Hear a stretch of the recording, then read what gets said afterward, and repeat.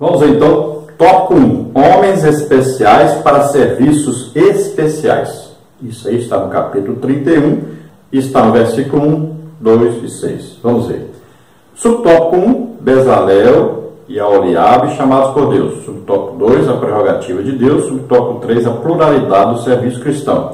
Subtópico 1, Bezalel e Aholiabe chamados por Deus.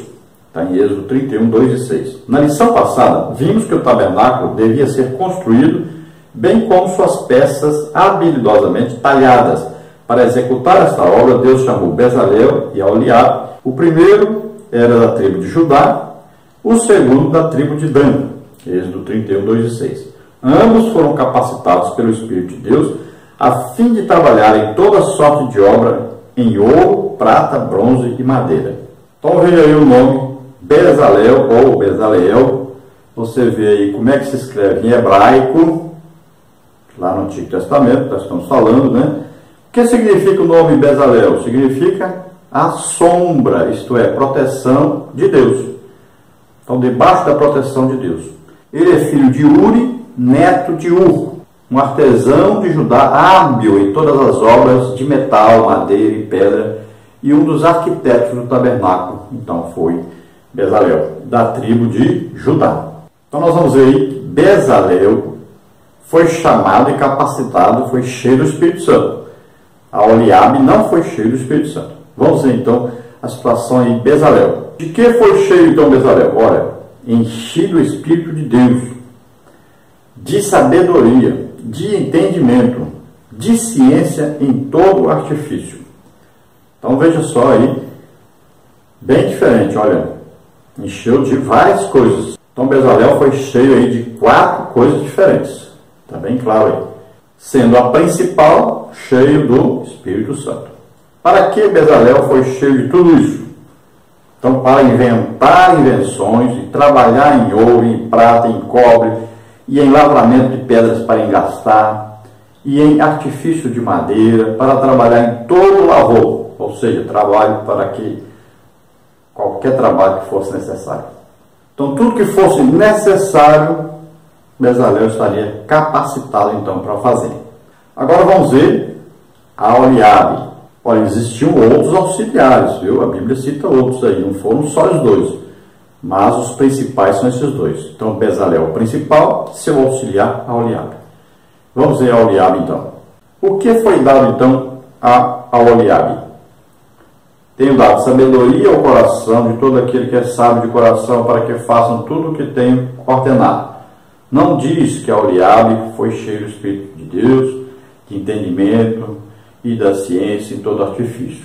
Então entendemos que Deus aumentou a sabedoria de Aholiabe, pois já sabia trabalhar com as coisas em que teria que trabalhar, agora trabalharia na construção do tabernáculo. Já Aholiabe e outros que foram ajudar foram também capacitados por Deus, mas não foram cheios do Espírito Santo como Bezalel. Então aí tem uma grande diferença. Então você vê aí Aholiabe, vê aí como é que escreve no hebraico, e o nome dele significa tenda do Pai. É o principal auxiliar de Bezalel na construção do tabernáculo, e ele é da tribo de Dan. Subtópico 2, então, a prerrogativa de Deus. O texto bíblico de nossa lição mostra que Deus chama a quem Ele quer para executar sua obra. Ele conhece a natureza de cada filho e, de acordo com ela, distribui talentos conforme a capacidade de cada um. Não por acaso, para construir o tabernáculo, o Criador chamou pessoas inclinadas às artes e às ciências, capacitando-as para potencializar essas habilidades. Essa forma de Deus chamar está registrada ao longo das Escrituras. Pedro foi convocado para exercer seu ministério entre os judeus, Gálatas 2:8, e Paulo com gentios, Romanos 11:13. Trata-se de pessoas estratégicas para fazer obras estratégicas. É assim que Deus age. Ao longo da história da igreja, o Pai Celestial capacitou pessoas e deu-lhes sabedoria para edificarem o corpo de Cristo. Ele pode falar ao seu coração agora acerca de um chamado. Seja sensível à voz dele. Deus é quem chama. Então, olha aí, Deus é quem escolhe. É uma escolha o quê? Soberana. Ninguém pode influenciar a Deus, obrigar a Deus mandar em Deus. Não. Deus é quem escolhe. Então ele tem a sua escolha e ele olha o quê? O coração do ser humano. Ele olha lá dentro do ser humano para que ele possa escolher e ele sabe que ele vai executar essa tarefa. Então ele não escolhe qualquer pessoa. Então veja bem, Deus sonda os corações. E o principal para que Deus o chame, o que é? É o desejo de ser usado por Deus. É a submissão a Deus.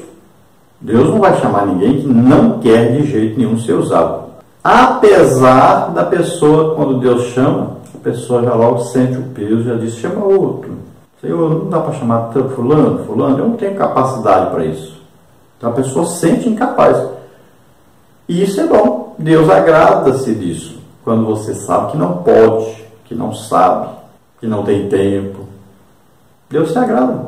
Por quê? Deus vai providenciar tudo que é necessário para você fazer o que Ele quer que você faça. Você só precisa de uma coisa. Ele dizer, eis-me aqui. Envia-me a mim. Pronto. O resto é com Deus. Então nós vamos ver vários homens chamados por Deus na Bíblia. Eles estavam ocupados, eles não sabiam fazer o que Deus queria que eles fizessem. Mas mesmo assim, Deus os chamou e Deus os capacitou para fazerem a obra que Ele queria. Na verdade, Deus olhou o coração deles e viu que eles tinham desejo de servir a Deus. Eram pessoas de fé em Deus. Não eram capacitados sobrenaturalmente, não. Mas vamos ver o caso de Moisés. Moisés tinha uma capacitação humana? Tinha. Mas teve que retirar o quê? A parte ruim do Egito, que ele aprendeu no Egito. A parte ruim, durante 40 anos no deserto, foi embora. Passou 40 anos cuidando de ovelhas. Para se tornar o homem mais manso do mundo. Por quê? Para cuidar de 3 milhões de pessoas. Precisava ser bem manso mesmo. Então, olha só. Aquilo que Moisés aprendeu em coordenar trabalho, um exército, construções, agora seria usado. Então Moisés supervisionaria tudo. Agora o quê? Capacitado pelo Espírito Santo. Então era o quê? Era a potencialização, ou seja, aumentada essa capacidade milhares de vezes. Então já tinha capacidade, essa capacidade foi melhorada. Muito melhorada, até chegar a quase perfeição. Nós vamos ver aí a diferença, por exemplo, na obra de Deus na igreja, no início da igreja. Olha, Pedro foi chamado para a evangelização dos judeus, mas foi ele que abriu a porta da evangelização aos gentios. Por que Pedro foi chamado para pregar aos judeus? Porque os judeus entendiam das Escrituras. Aí você vai dizer, mas o Paulo entendia e era formado academicamente, Paulo muito mais sábio. Só que não daria certo. Por quê? Porque Pedro, como ignorante, como não tendo sido criado aos pés de Gamaliel, como Paulo, não tendo a sabedoria como Paulo tinha nas Escrituras, ele poderia pregar livremente o Evangelho e as pessoas, os judeus, quando ouvissem, iam saber o quê? Como os sacerdotes falaram, ele realmente esteve com Jesus. Essa sabedoria na pregação, no entendimento das Escrituras, veio de Jesus, do conhecimento que ele teve com Jesus. Olha só.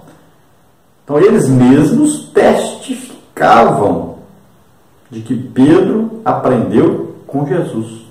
Que aquilo que ele pregava, ensinava, toda aquela sabedoria vinha de Deus. Olha só como é que Deus faz. Então, Deus usou bem, simplesinho, humilde, que não sabia, para confundir os sábios e entendidos.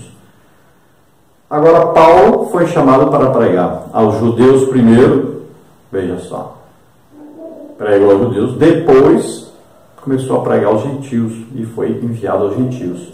Por que Paulo, que estudou tanto, sabia tantas Escrituras, foi enviado aos gentios que não sabiam nada da palavra de Deus? Não entendiam nada. Porque quando Paulo pregava a eles, Deus usava Paulo em tremendos sinais, prodígios, maravilhas. E aí as pessoas viam que não era a sabedoria de Paulo que estava fazendo alguma coisa, mas era Deus que estava fazendo. E Paulo sempre dizia: eu não vou a vocês com sublimidade de palavra, mas com demonstração de poder, para que a fé de vocês não se apoie em palavras bonitas, né, de persuasão humana, mas seja a fé em Jesus realmente. Então olha só, a sabedoria de Paulo seria usada para confundir aqueles que não sabiam nada da palavra de Deus. Então ele daria conhecimento a eles sobre Deus, e Deus confirmaria com sinais, prodígios e maravilhas. Então quem precisava ver os sinais, prodígios e maravilhas, viam e se convertiam. Então, na sabedoria de Deus, Deus os convencia do seu pecado, da justiça e do juízo, e eles se convertiam. Veja só que Deus usa tudo, né, parece para nós assim, ao contrário. Então Pedro não podia pregar aos judeus porque ele não sabia. E Deus usou, foi Pedro, para pregar aos judeus. E Paulo, que sabia muito, não podia pregar aos gentios, porque eles não sabiam nada das Escrituras. Olha só, para nós está aí tudo ao contrário. E Deus faz assim. Confunde, né, a sabedoria dos sábios. Então o chamado de Deus vem com a capacitação, vem com a sabedoria, o entendimento, tudo que for necessário para que a palavra de Deus seja pregada, a obra de Deus seja feita e haja muitas conversões. Nós estamos vivendo uma época aí da igreja muito difícil, porque as pessoas estão confundindo o Evangelho. Veja bem que o Evangelho, ele era levado com sinais, prodígios e maravilhas. A isca do Evangelho. O que chamava as pessoas para o Evangelho eram sinais, prodígios e maravilhas, milagres. Aí as pessoas vinham, se pregava o Evangelho para elas aceitavam Jesus como Senhor e Salvador. Estavam pregando um Jesus vivo, que eles viram fazendo milagres. Aí hoje estão querendo usar como atrativo para o Evangelho cantores, cantoras, muitas vezes até em adultério, vida atrapalhada. Querem usar aí artistas, pregadores que são verdadeiros artistas, né? Aí, gente com roupas enfeitadas, né? Gente que anda de carrão, fazendas, avião, estão atraindo as pessoas com dinheiro, com luxo, com tanta coisa, menos com o que o Evangelho ensina. Então, o verdadeiro Evangelho tem como atrativo milagres, sinais, prodígios e maravilhas. As pessoas vêm, aí são curadas, são libertas. As pessoas então ouvem a palavra de Deus, vê o poder de Deus em ação e se convertem. E as pessoas ficam convertidas. Hoje, o que está acontecendo? Como a atração do Evangelho é outra, as pessoas vão lá, vão até na frente, emocionadas e tal. Mas você nunca mais vê essas pessoas. Se ganha aí milhões de almas, diz, ganhamos tantas mil almas, então. Cadê as almas? Você procura, não acha. É só ganhando. Aí você fala, mas aí a congregação não vai dar conta de tanta gente, que toda semana é 20, é 50, é 100, é 200, é 500, é 1000, é 2000, é 10 mil. Mas a igreja continua ao mesmo tamanho. A congregação não mudou, não cresceu, não mudaram para um lugar maior. Não, continua ao mesmo tamanho. Então as pessoas não estão se convertendo na verdade. Por quê? Porque não vê Deus. Estão vendo artistas. Subtópico 3, a pluralidade do serviço cristão. Muitas são as necessidades da igreja local, tanto de ordem espiritual quanto material. Elas manifestam-se na manutenção da comunhão cristã entre os irmãos, bem como na organização dos elementos funcionais do culto cristão. Para isso, na obra do Senhor, há lugar para a diversidade de dons e talentos que envolvam liderança espiritual, musical, ação social e muitas outras esferas que exponham a necessidade da obra, que você aplique o seu talento na obra de Deus. Então, as necessidades da igreja são muitas, são variadas. Então, precisa-se de gente para trabalhar urgentemente em vários setores da igreja. O problema é que as pessoas só querem hoje música. E aí os cultos estão sendo 70% de música. Não tem mais espaço para pregação, nem para ensino, nem para as manifestações do Espírito Santo. Ninguém mais é curado, ninguém é batizado do Espírito Santo, ninguém é liberto. Não tem espaço. Mas a palavra de Deus diz que no culto deve haver as manifestações do Espírito Santo. Está lá, quando vos reunis, olha, você tem salmo, então salmo aí pode ser, forma de música. Mas tem o quê? Doutrina, ensino da palavra de Deus, pregação da palavra de Deus. Olha aí. Tem o quê? Línguas, interpretação de línguas, aí, profecias, manifestação dos dons espirituais. Tem que ter espaço para Deus no culto. Tem que ter espaço para Jesus falar alguma coisa, fazer alguma coisa. Ele quer curar, quer batizar no Espírito Santo, quer libertar. Mas não tem mais espaço nos cultos. Os cultos se tornaram apenas música. As pessoas aceitam Jesus hoje, na semana que vem já está um coral, um vocal.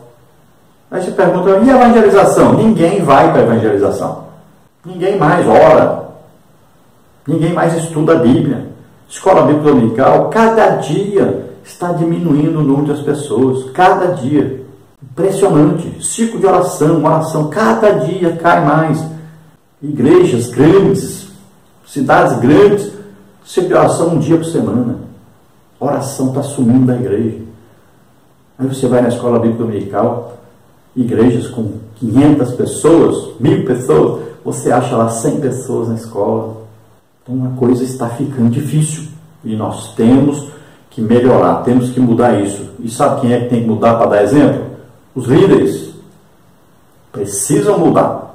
Nós temos aí 9 dons do Espírito Santo disponíveis, mas as pessoas estão só preocupadas em ganhar dinheiro. Ninguém mais quer saber.